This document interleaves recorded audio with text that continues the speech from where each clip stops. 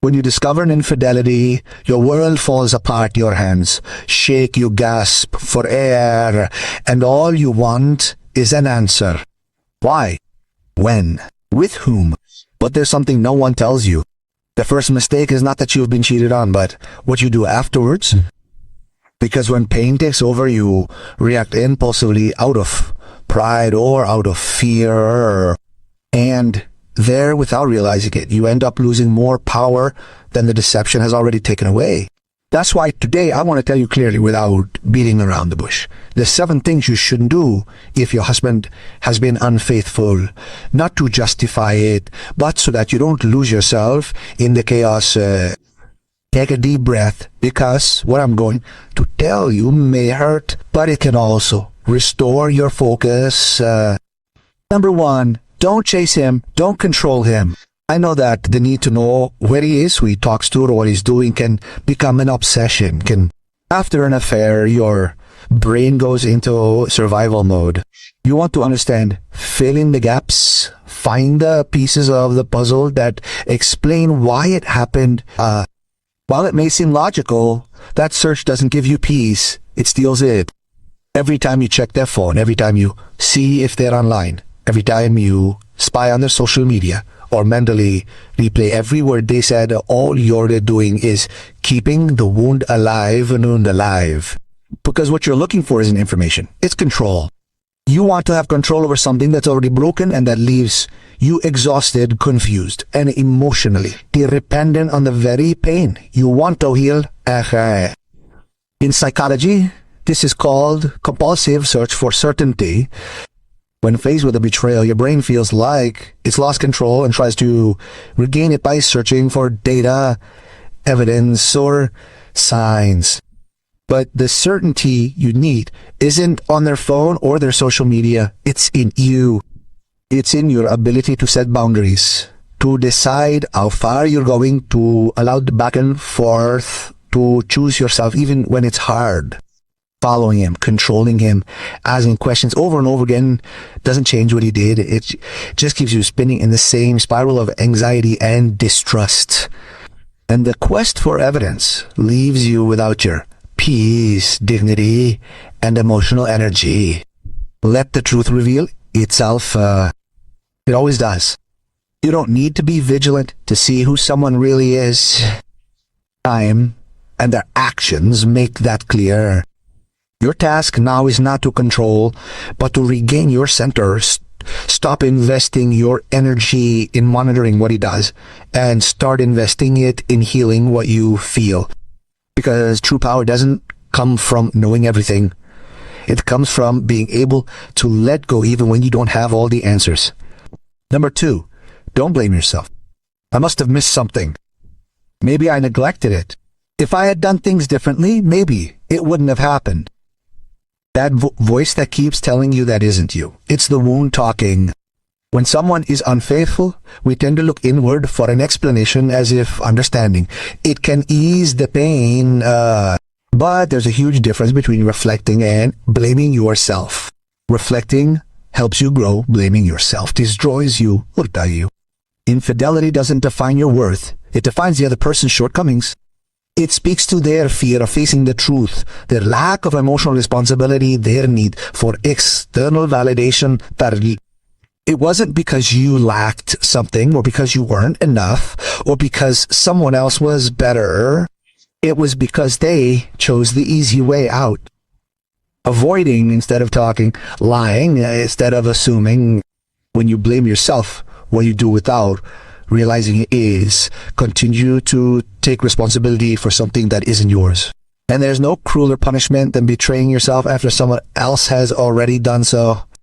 Yes, you can review your attitudes, your boundaries, your decisions, but not from a place of judgment, but from a place of learning. You can ask yourself, at what point did I stop listening to myself? Where did I ignore my internal signals? What do I need now to trust myself again? Those questions rebuild you. The others, like why I wasn't enough, sink you. Guilt is a way of staying tied down, and you don't deserve to keep living from the hurt someone else caused. Your task now is not to understand why he did it, but to reconnect with your self-esteem, to look at yourself with tenderness again, to recognize yourself as the woman who loves deeply, who gives, who trusts, who didn't fail, but who simply crossed paths with someone who didn't know how to value what he had in front of him. Because it's one thing to feel the pain of betrayal and quite another to start betraying yourself, believing that it was your fault. Boo. Number 3, don't make impulsive decisions. The first thing you want to do when you find out about an infidelity is to react. Do you want to scream everything at him? Leave with your head held high, break something, expose him in front of everyone, or send that message that burns in your chest? Then it's okay to feel that. It's the shock of betrayal, of a wounded ego, and of a broken heart. But it's one thing to feel anger and quite another to let anger decide for you. Kanetare. In psychology, this is called a primary emotional reaction. It's the brain's immediate response when it perceives a threat. The problem is that in that state, you don't decide, you survive. Your body is in defense mode, and any action you take from there can have consequences that will hurt more than the betrayal itself. For this reason, do not make decisions amid the hurricane. Don't sign anything. Don't leave home in the middle of a crisis. Don't post anything. Don't seek revenge. First, take a breath. Cry as much as you need to. Write down what you feel. Unload your anger on paper or in therapy. Talk to someone you trust, someone who won't judge you. You have to let your body calm down from the emotional storm before thinking about what you want to do with your story. Because what you decide in the midst of pain is usually a defense, not a choice. And your life deserves decisions made consciously, not in anger. It's not about putting up with it or trying hard. It's about giving yourself space to see clearly what happened and what you really need. Sometimes, after the initial shock, you discover that what you wanted to do wasn't justice, but venting. And that's okay, but it doesn't have to cost you your peace or your dignity. When the anger passes, because it will, you will want to look back and feel proud of how you acted. That's why you shouldn't respond right away. Don't try to humiliate him. Don't react from the pain. Take your time. Regain control of your mind, and only then decide, do you want to continue, set boundaries, or close the cycle? Your power isn't in the explosion. Your power is in staying focused when everything around you seems to be falling apart. Because while he chose to lie, you can choose to be aware. Number 4, don't compete with the other person.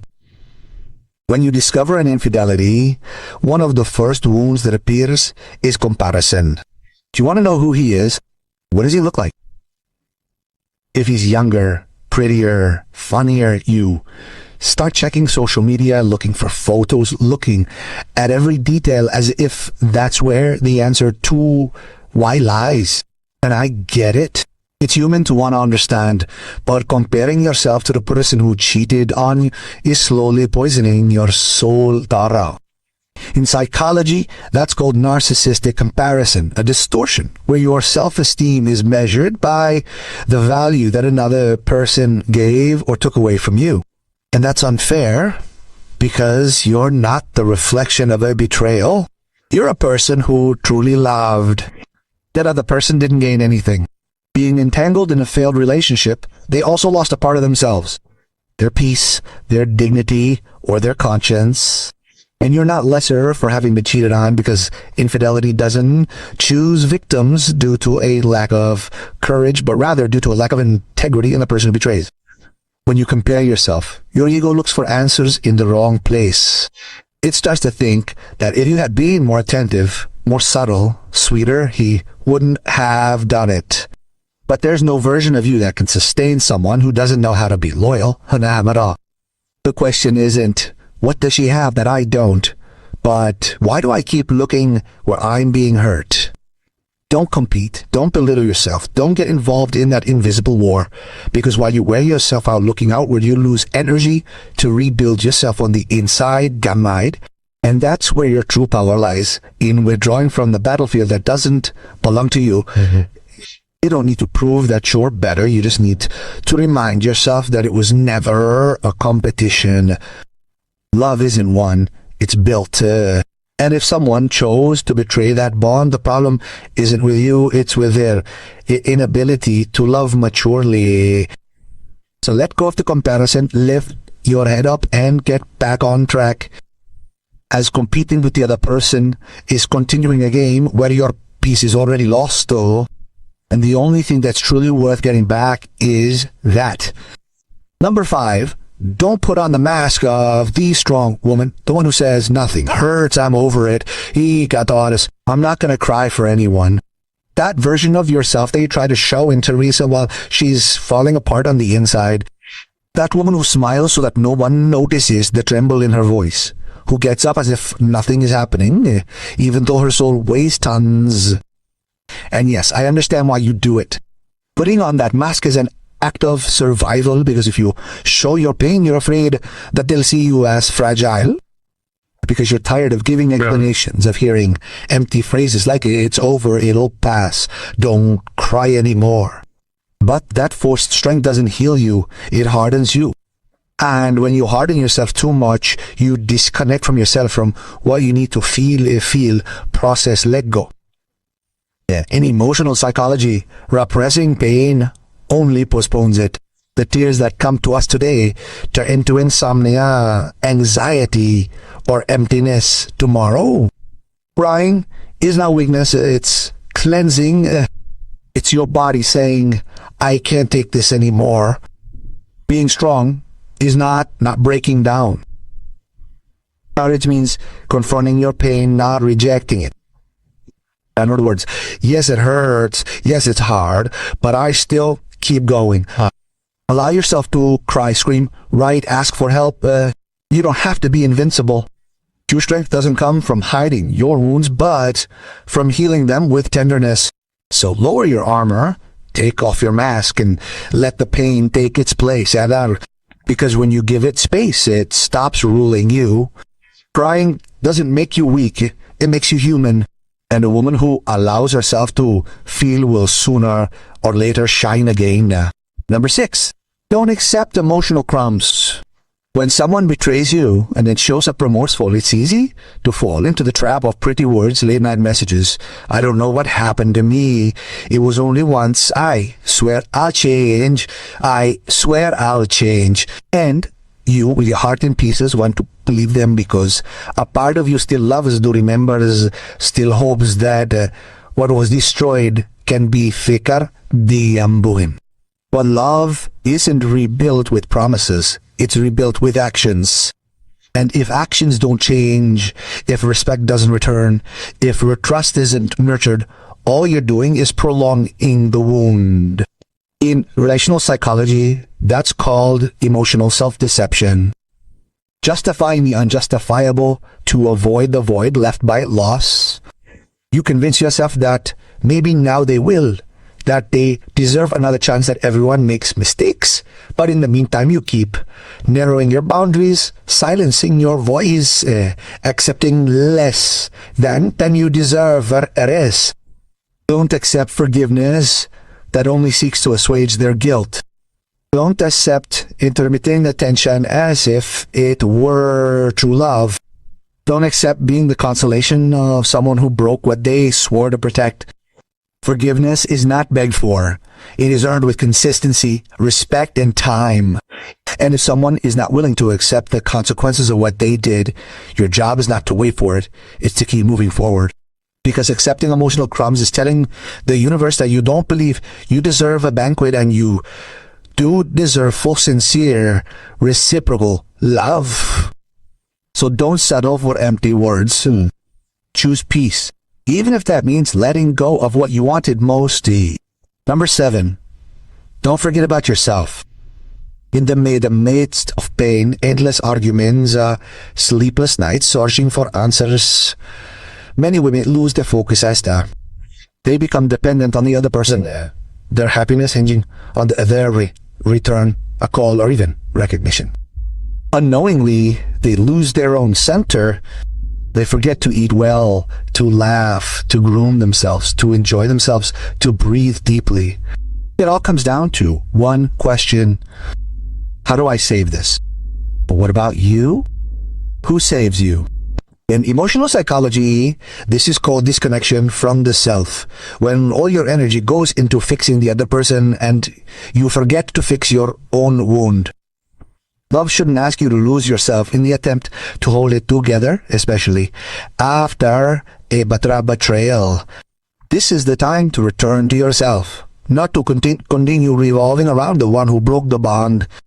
Reconnect with your body, with your energy, with your friends, with what made you vibrate before that relationship. Go for a walk, sunbathe, dance, write, cry if you need to, but do it for yourself.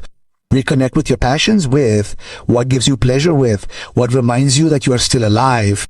Don't live orbiting around someone who chose to break the pact. Your life didn't end with that story. It just changed chapters. And this new chapter can be much more authentic, more yours, more conscious. Don't forget about yourself, because you are the only person you are going to live your whole life with. And when you truly choose yourself, no one else can make you feel worthless. Your story isn't over. It's just beginning. And this time, you are the protagonist again. Infidelity has a very particular way of breaking you. It not only takes away your trust in the other person, it also makes you doubt yourself, your value, everything you gave. But with time and awareness, you discover something deeper that can also awaken you. Because when someone betrays you, life presents you with a choice: dwell in the pain or start choosing yourself more powerfully. And even though it hurts, that choice can become the beginning of your most powerful transformation. You don't need revenge. Revenge ties you to the past, leaves you spinning in the same story. What you need is awareness. Awareness frees you, gives you back control, reminds you that you deserve a love that doesn't hurt.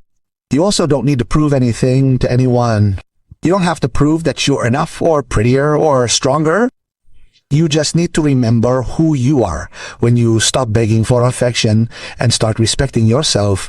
And if today you're at that point where everything feels broken, where your heart weighs heavily and your mind doesn't stop searching for answers, remember this.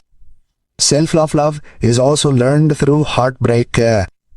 Sometimes losing someone is the only way to find yourself. Allow yourself to heal at your own pace. Don't worry, don't compare yourself, don't punish yourself for continuing to feel. What matters isn't the length of your pain, but how you rebuild yourself during that time. If this video helped you, leave a like, subscribe to the channel, and tell me in the comments which part resonated with you the most. This space is for talking about love, betrayal, and emotional reconstruction with awareness, psychology, and harta.